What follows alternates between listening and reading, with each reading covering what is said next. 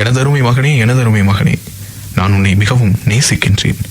முதுமையின் வாசலில் நான் முதலடி வைக்கையில் தள்ளாட்டம் என் மீது வெள்ளோட்டம் பார்க்கும். கொஞ்சம் பொறுமை கொள்க, அதிகம் புரிந்து கொள்க. என் முதுமை பார்த்து முகம் சொலிக்காதே. நான் சாப்பிடுகையில் கை நடுங்கி சாதம் சிந்திவிட்டேனா? சத்தம் போடாதே.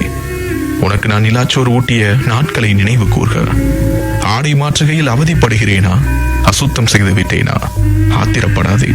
படுக்கை முழுதும் நீ பண்ணிய ஈரங்களின் ஈர நினைவுகளை இதயம் கொள்க. ஒரே பேச்சை தேய்ந்த ஒளிநாடா போல் ஓயாமல் சொல்கிறேனா? சலித்துக் கொள்ளாதே. ஒரே மாயாவி கதையை 100 முறை என்னை படிக்கச் சொல்லி நீ உறங்கிய இரவுகளை ஞாபகம் கொள்க. நான் குளிக்க மறுக்கிறேனா? சோம்பேறித்தனம் என்று சுடுசொல் வீசாதே. உன்னை குளிக்க வைக்க நான் செய்த யுக்திகளை எனக்காக புதுப்பித்து தருக. புதிய தொழில்நுட்பம், புதிய பயன்பாடுகள், உன் புயல் வேக புரிந்து கொள்ளல் சத்தியமா எனக்கு சாத்தியமில்லை. கேவலப்படுத்தாதே.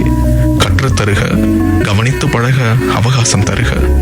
இனி சில நேரங்களில் என் நினைவு பிறழ்ச்சியால் ஞாபகங்கள் அருந்து போகலாம். உரையாடல் உடைந்து போகலாம்.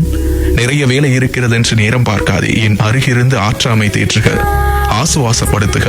என் கால்கள் என்னை ஏமாற்றுகையில் நீ முதல் நடை பழக என் விரல் நீண்டது போல் கை கொடுத்து எனக்கு உதவி செய்க.